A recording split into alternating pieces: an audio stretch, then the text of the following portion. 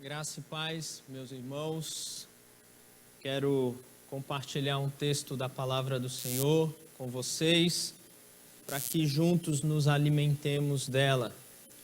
Tenho exposto o Evangelho de João em alguns domingos e quero fazer e continuar essa exposição hoje, mesmo à distância, mas trabalhando. Então, abra a sua Bíblia, por gentileza, em João, no Evangelho de João, capítulo 1, a partir do verso 32 até o versículo 42. Vai ser o texto que nós vamos expor nesse momento, que diz assim, João 1, 32 ao 42. E João testemunhou, dizendo: vi o Espírito descer do céu como pomba e pousar sobre ele. Eu não o conhecia. Aquele, porém, que me enviou a batizar com água me disse: aquele sobre quem vires descer e pousar o Espírito, esse é o que batiza com o Espírito Santo. Pois eu, de fato, vi e tenho testificado que ele é o Filho de Deus. No dia seguinte, estava João outra vez na companhia de dois dos seus discípulos. E vendo Jesus passar, disse: eis o Cordeiro de Deus. Os dois discípulos, ouvindo-o dizer isto, seguiram Jesus. E Jesus, voltando-se e vendo que o seguiam, disse-lhes: que buscais? Disseram-lhe: Rabi, que quer dizer mestre, onde assistes? Respondeu-lhes: vinde e vede. Foram, pois, e viram onde Jesus estava morando, e ficaram com ele aquele dia, sendo mais ou menos a hora 10ª. Versículo 40. Era André, o irmão de Simão Pedro, um dos que tinham ouvido o testemunho de João e seguido Jesus. Ele achou primeiro o seu próprio irmão, Simão, a quem disse: achamos o Messias, que quer dizer Cristo, e o levou a Jesus. Olhando Jesus para ele, disse: tu és Simão, o filho de João, tu serás chamado Cefas, que quer dizer Pedro.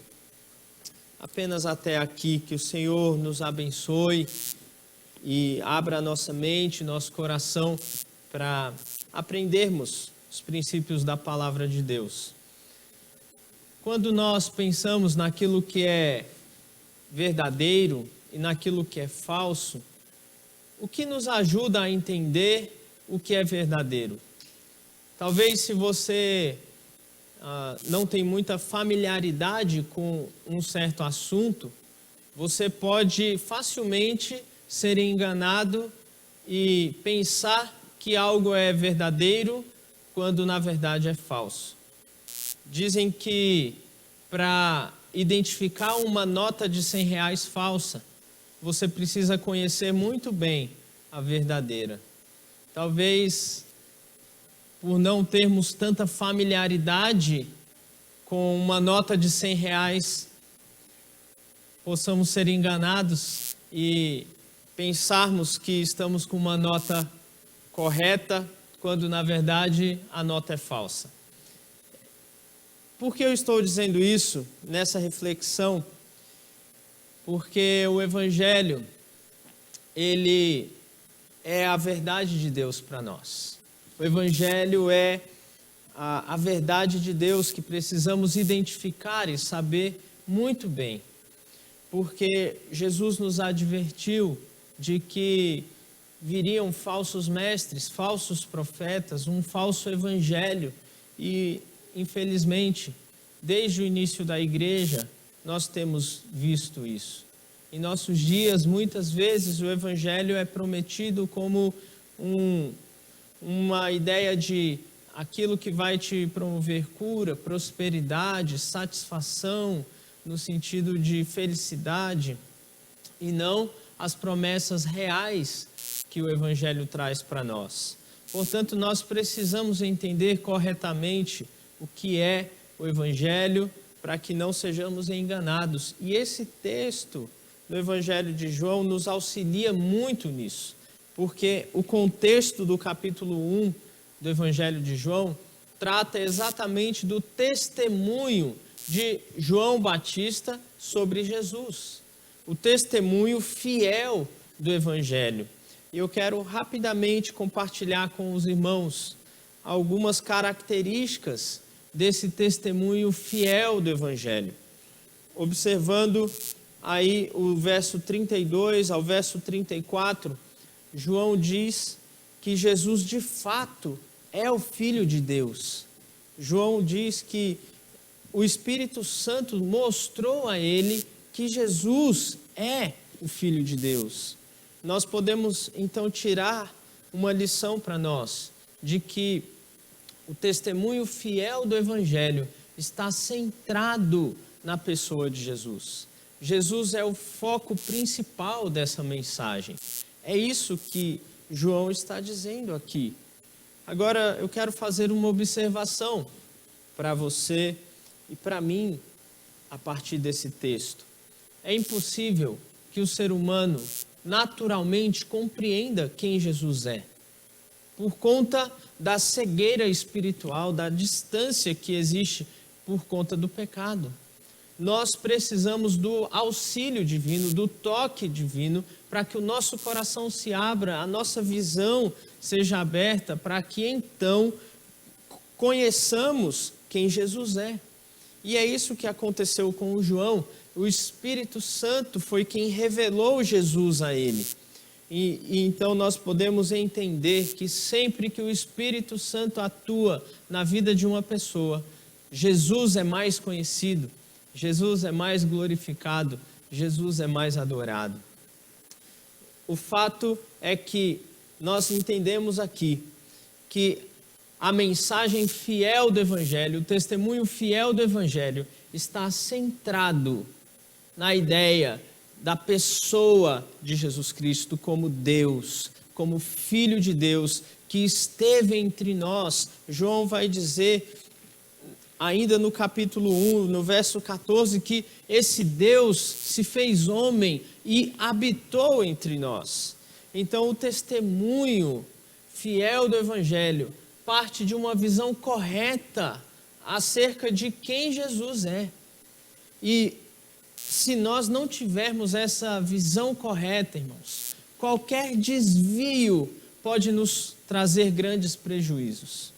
Talvez você conheça a história, e eu queria talvez te lembrar daquele acidente que aconteceu no voo Varing 254 em 1989. Eu tinha só 1 ano de idade, mas esse foi um evento que ficou famoso na história da aviação brasileira. Esse voo saiu daqui de Guarulhos rumo a Belém e fez uma escala lá no sul do Pará, Marabá. E ocorreu um pequeno erro no comando de navegação. Era para calcular a rota em 27 graus, que daria ao norte, e conduziria o voo rapidamente, em 50 minutos, até Belém. Porém, houve um pequeno erro que calculou a rota com 270 graus, rumo ao oeste, o que fez com que a aeronave não fosse em direção a Belém, o que fez com que o combustível acabasse e o piloto tivesse que fazer um pouso de emergência no meio da selva amazônica. E, infelizmente, 12 pessoas morreram por conta disso. Veja, um pequeno número, um pequeno desvio na rota promoveu grandes prejuízos. Essa ideia de que nós precisamos ter uma visão correta a respeito de Cristo, e qualquer desvio pode provocar grandes alterações na maneira como nós vivemos a vida cristã. É isso que nós aprendemos em relação a esse texto? O testemunho fiel do Evangelho está centrado na pessoa de Cristo. Mas João escreve para nós, a partir do verso 35, que no dia seguinte a esse primeiro encontro com Jesus, João estava com 2 de seus discípulos e viu Jesus passar novamente e disse: eis o Cordeiro de Deus. No dia anterior ele tinha dito: eis o Cordeiro de Deus que tira o pecado do mundo. Agora, mais uma vez, João reitera isso e olha para Jesus como o Cordeiro de Deus. Nós podemos aprender que o testemunho fiel do Evangelho está centrado não somente na pessoa de Jesus, mas também na sua obra, está centrado na cruz, no seu sacrifício no lugar do pecador. Essa ideia do Cordeiro que é sacrificado no lugar daquele que pecou. Era essa forma que todo o Antigo Testamento mostra para nós. Um cordeiro inocente morre, levando a culpa do pecador. E essa imagem descrita nas Escrituras é aplicada a Jesus Cristo como o Cordeiro de Deus. A mensagem fiel do Evangelho, o testemunho fiel do Evangelho está centrado na cruz, está centrado na obra de Jesus na cruz por nós. Qualquer outro tipo de evangelho que não coloque Jesus no centro em sua pessoa e sua obra é falso evangelho, queridos. Por isso nós precisamos compreender seriamente e observar atentamente essas questões para que possamos identificar o verdadeiro e o falso. Porque o entendimento equivocado, mesmo que seja pouco, a respeito da pessoa e da obra de Jesus, promove grande prejuízo na vida cristã. Pense em uma grande equação em que, se você erra um sinalzinho, todo o resultado será comprometido. Então, a seriedade do que nós estamos falando. Precisamos ter uma visão correta a respeito de Jesus, de quem Ele é, e a respeito de Jesus, do que Ele fez por nós. O sacrifício na cruz, a sua vida em favor do pecador, o seu sangue derramado para nos purificar de todo o pecado. É isso que vai nos mostrar a validade de uma pregação, a validade do Evangelho, do verdadeiro Evangelho. Nós precisamos conseguir identificar. Eu digo isto porque estamos vivendo um tempo em que a informação ela está descontrolada, para o bem e para o mal. Nós podemos ter acesso a milhares de mensagens, milhares de pregações, isso para o nosso bem e para o nosso mal. Se nós não conseguimos identificar o que é o verdadeiro Evangelho, o que é o verdadeiro testemunho, o que é a pregação fiel do Evangelho, nós vamos nos alimentar mal, por não termos esta maturidade ainda. Por isso é necessário que nós identifiquemos o que é o verdadeiro Evangelho, aquilo que está centrado em Jesus como Deus que se fez homem e morreu na cruz em favor do pecador, em favor daquele que crê no seu nome. Isso que nós precisamos e aprendemos aqui. Mas há uma outra lição ainda sobre o testemunho fiel do Evangelho. Quando João diz e olha para Jesus e diz: eis o Cordeiro, 2 dos seus discípulos passam a seguir a Jesus. Veja que coisa interessante. A pregação fiel do Evangelho conduz as pessoas a Jesus, não a nós mesmos, não à nossa personalidade, não ao nosso jeito de ser, mas a Jesus. A pregação fiel do Evangelho produz discípulos verdadeiros, gente que segue a Jesus. E quando esses dois, um deles era André e o outro provavelmente era o apóstolo João, que no seu evangelho não coloca o seu nome, eles chegam até Jesus e Jesus os questiona: o que vocês estão buscando? Verso 38. O que vocês querem ao me seguir? O que é que atrai vocês até mim? E Jesus pergunta isso, e essa é uma pergunta importante para nós. O que nos leva a Jesus? Será que é a pregação fiel do Evangelho? É o Evangelho que nos atrai? É a sua pessoa e a sua obra que nos atraem?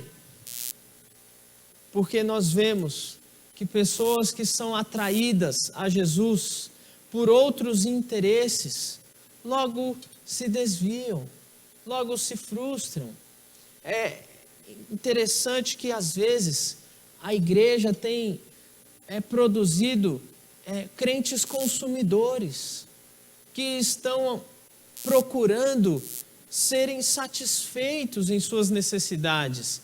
Eles estão ali não por conta da pregação fiel do Evangelho, não por conta de quem Jesus é ou do que Jesus fez, mas estão ali como uma multidão buscando benefícios para a sua vida, para a sua família, simplesmente, buscando coisas que Jesus pode oferecer ou que a igreja pode oferecer, e não buscando o Jesus em si, buscando a salvação em Cristo Jesus.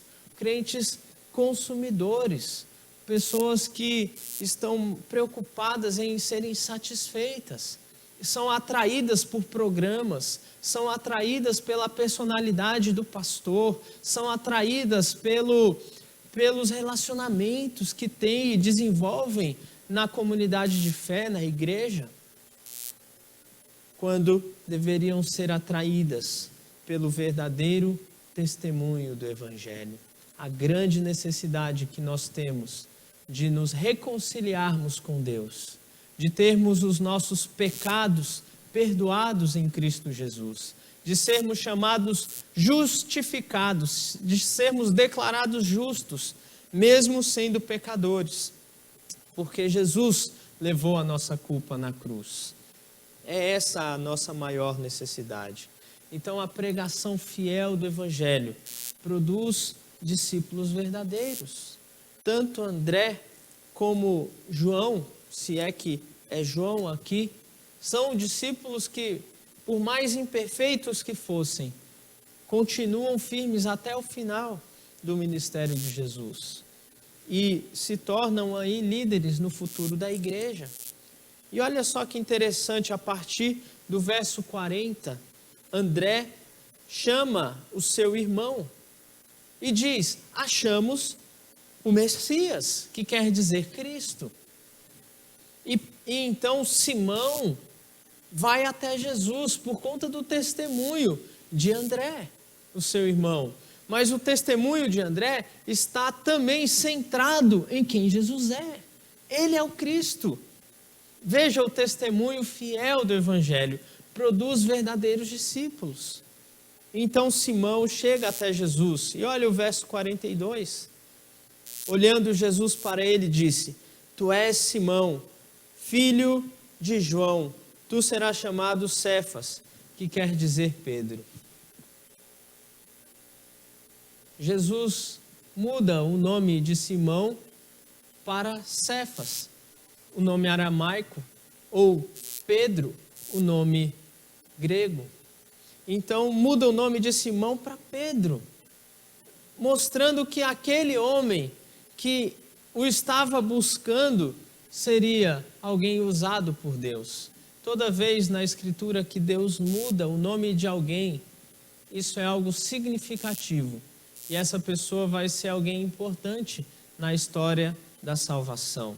A gente vê isso quando Deus muda o nome de Abrão para Abraão, de Sarai para Sara, de Jacó para Israel, assim como de Simão para Pedro.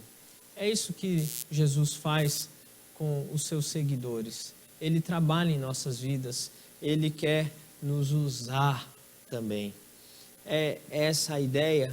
Então, meus irmãos, o testemunho fiel do Evangelho, o testemunho fiel acerca da verdade de Deus, está centrado na pessoa e na obra de Jesus. E esse testemunho produz discípulos verdadeiros que fazem discípulos. Nós devemos sempre nos lembrar desta mensagem do Evangelho. É por conta do que Jesus fez na cruz que nós somos aceitos por Deus. É por conta do que Ele fez na cruz que nós podemos ter a nossa vida transformada. Uma visão correta a respeito do amor de Deus por nós, derramado na cruz, vai gerar em nós santidade, vai gerar em nós força para vencer os nossos pecados, vai gerar em nós motivação para oração, para adoração, para agradecermos a Deus. Esta mensagem da cruz tem que estar gravada em nosso coração. Se nós estivéssemos juntos aqui, hoje seria o dia da ceia, em que celebraríamos a morte de Jesus no nosso lugar. Nós precisamos lembrar ainda mais esses dias que não podemos ceiar juntos sobre o que Jesus fez. Então cante canções sobre a cruz, converse, tenha conversas na sua casa, na sua família sobre a mensagem da cruz, sobre o Evangelho, sobre o que Jesus fez. E fique atento aos falsos mestres, aos falsos pregadores, gente que não prega o Evangelho, gente que prega prosperidade, gente que prega um triunfalismo, curas e coisas assim que não são o centro da mensagem do Evangelho. Deus ainda age, Deus ainda faz milagres, Deus ainda faz grandes coisas nos nossos dias, meus irmãos. Mas a mensagem do Evangelho é a promessa de perdão dos pecados em Cristo Jesus, é a promessa de nos tornarmos filhos de Deus, família de Deus, a promessa de uma vida eterna com o Senhor Jesus Cristo e o nosso Deus e Pai. É isso que o Evangelho nos promete, é isso que o Evangelho nos dá. Então, podemos aprender nesse texto sobre o testemunho fiel do Evangelho. A minha oração é para que o Evangelho seja algo presente na sua vida, na sua família, e te motive à adoração, à santidade e ao serviço. E se você me escuta e ainda não tomou uma decisão de crer no Evangelho, de se arrepender dos seus pecados e crer que Jesus morre na cruz e esse sacrifício é suficiente para perdoar os teus pecados, Ele então ressuscita, mostrando que Deus o Pai aceitou esse sacrifício. Se você ainda não crer nisso, hoje você tem essa oportunidade. Tome uma decisão, olhe para Jesus, vá confiantemente a Ele e você será salvo. Essa é a mensagem preciosa do Evangelho. Eu quero orar, encerrando esse momento, e pedir a graça do Senhor sobre a nossa vida e sobre a nossa igreja. Senhor, muito obrigado por Tua palavra, que o testemunho fiel do Evangelho continue sendo pregado em nossa igreja, continue sendo relevante para as nossas vidas, Deus. E que possamos ser a cada dia transformados por essa mensagem. Possamos Te amar cada vez mais. E ao amar o Senhor, possamos também ter motivação e capacidade de amar o próximo e sermos assim transformados por Ti. Muito obrigado por Tua palavra. Abençoe cada família, cada irmão, cada irmã, em suas casas, na sua rotina. Que o Senhor esteja presente, em nome de Jesus. Amém. Amém. Que Deus abençoe meus irmãos. Amém.